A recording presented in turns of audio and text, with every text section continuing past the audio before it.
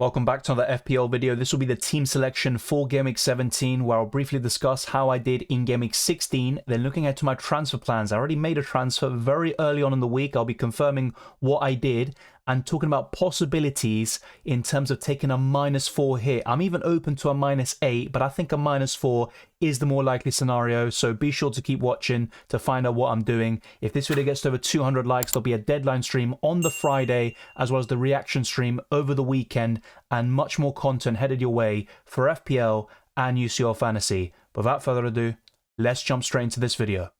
The goalkeeper situation this season is a funny one. It's so difficult to nail on the exact right option because there haven't been many clean sheets flying around, but I bought Dubravka for Turner. Turner's come back into the side a few weeks later in Game Week 16, whilst Dubravka has done absolutely nothing. He was so close to getting 10 points against Everton, but Trippier gifted the ball away and the rest is history. Since then, Newcastle just can't stop conceding. 3 to Everton, 4 to Tottenham, and 2 to AC Milan as Newcastle crashed out of the Champions League, bottom of their group, and Dubravka has got no wins to his name when he has started the matches this season. But he's still a decent goalkeeper. He's been nursing a shoulder problem since September. Newcastle may still buy a goalkeeper in the market in January. But for now, I have to do with Dubravka and Areola, and let's see where it takes me.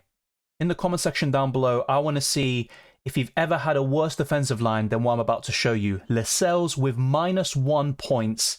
He got the booking, conceded 4 goals, and unlike Dubravka, he can't make saves to at least get something out of the game. So Lascelles contributed towards a negative score. It's been a while since I had one of those in any fantasy format. It doesn't get much better though, with Joachim Andersen also being booked and conceding twice late on to Liverpool. It was looking like a famous Crystal Palace victory, 1-0 up. Liverpool weren't really in the game, and then the red card changed things. Liverpool scored straight after that, and also score a late winner after Joachim Andersen's booking. And now with the fixtures coming up, I think Joachim Andersen is a very easy sell, as I discuss in the trans tips video. Now my other 2 defenders also pretty much made of the same cloth. Tsimikas blanking with a 2-pointer, and he's been very frustrating for me. His biggest haul of the season, that 15-pointer against Brentford, he was on my bench. He's gotten a few 5 or 6 pointers here and there, but it's just not enough really, and I think Trent Alexander-Arnold is clearly the much better option, and he justifies the extra millions you have to spend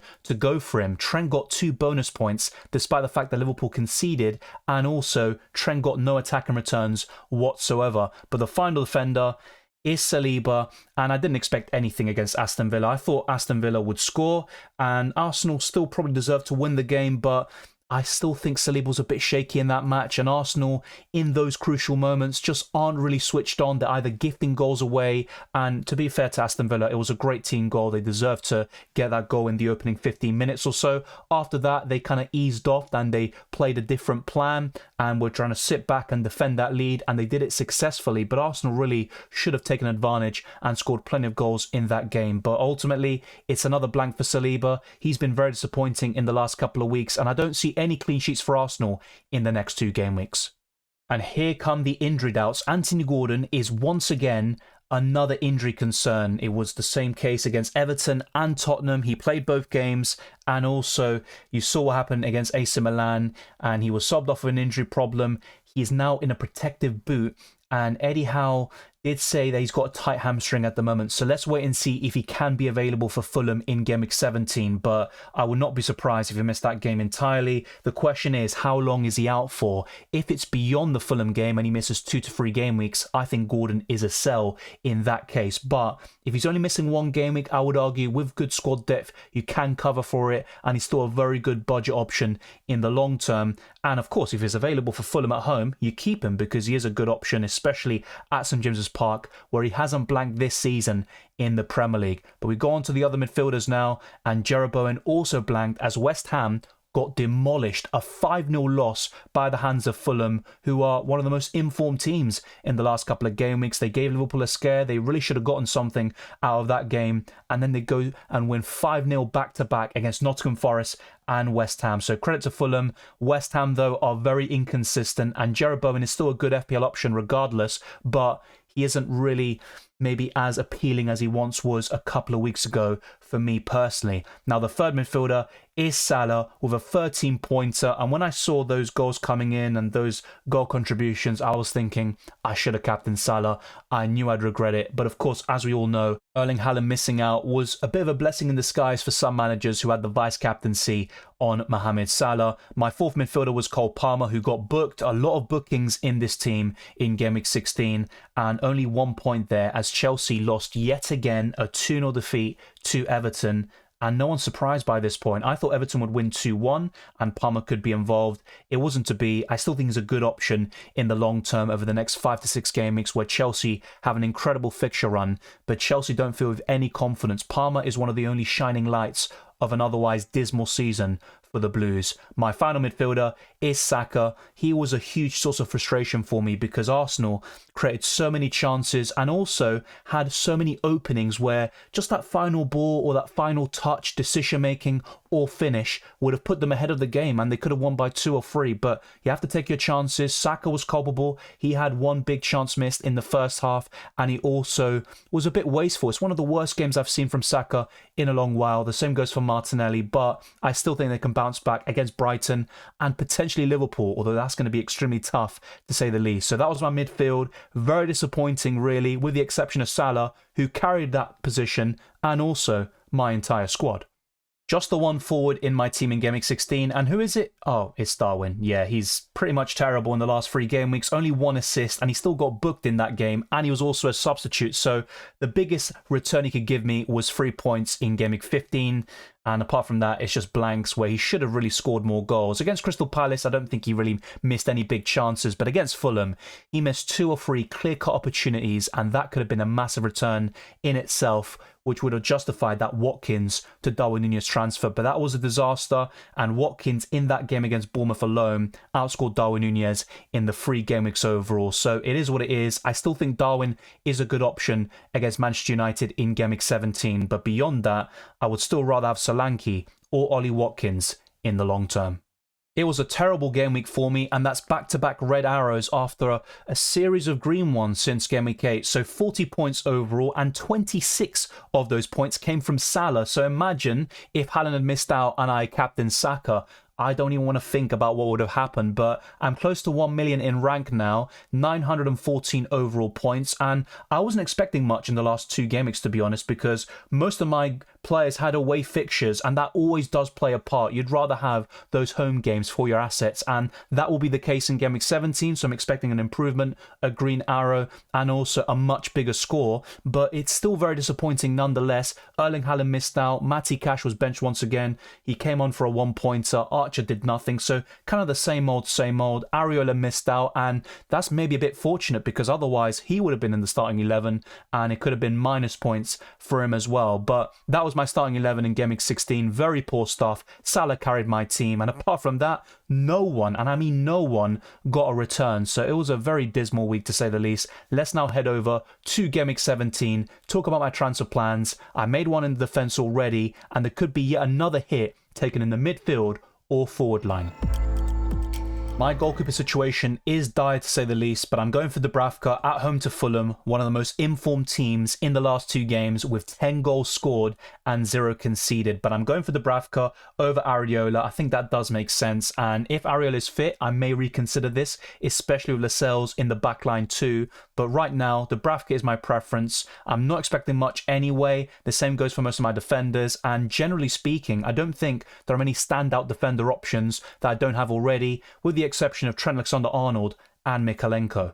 This defensive double-up has been nothing but trouble. Lascelles was doing fairly well around a month ago, clean sheets against Arsenal and Manchester United at home, and also getting the goal against Chelsea. But since then, it's been nothing but downhill, and Newcastle are really struggling at the moment, conceding 9 goals in the last 3 games across all competitions. So I'm hoping for an improvement there, and my second defender is Tsimikas at home to Manchester United. I'm really backing Liverpool to win this game. United could score even with all their injuries and suspensions, but Liverpool are probably going to win quite comprehensively, and Tsimikas could get an assist if he starts the match. That's the biggest if, of course, and currently Tsimikas is in my starting 11, but he's not a great option in the long term. My final defender is Pedro Porro, my new signing. I sold Anderson and kept Matty Cash. He's going to be sitting firmly on my bench for now, and I'm also expecting or hoping for Cash to start some of the easier games coming up, such as Sheffield United in Game Week 18, which is a blank game week, so that could be very useful. But for now, I needed to reinforce that defensive line, and Pedro Porro is one of the best in the business.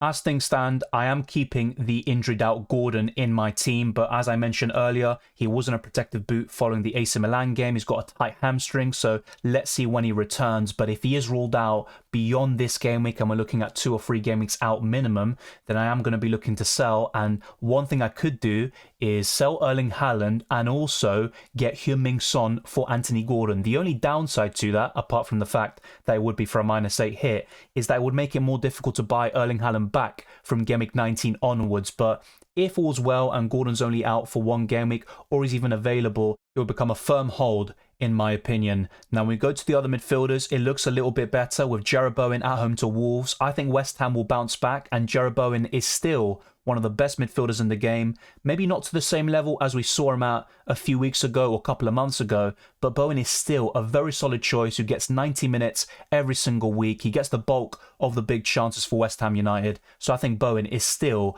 a firm keep, as I discuss in the transfer tips video as well. Now, my third midfielder is Mohamed Salah at home to Manchester United. He's done terrifically well against the Red Devils, both home and away, and Liverpool won 7-0 last season against them, and I honestly think it could be something similar. My personal prediction would be 3 or 4-0, and let's wait and see if that turns out to be the case. My fourth midfielder is Cole Palmer, with those great fixtures coming up, including Sheffield United at home, and I would expect Chelsea to get some wins on the board and some goals and good performances from the likes of Palmer, but they really need a change in the long term. Their owners are, of course, a complete mess. They have no clear direction, and their plan currently isn't working in terms of just getting young players in. They need to get some more experience, and they are lacking quality in a number of positions, despite spending £1 billion. I mean, it can't be stressed enough that Chelsea's failure is monumental amongst the so-called Big Six. The final midfielder in this team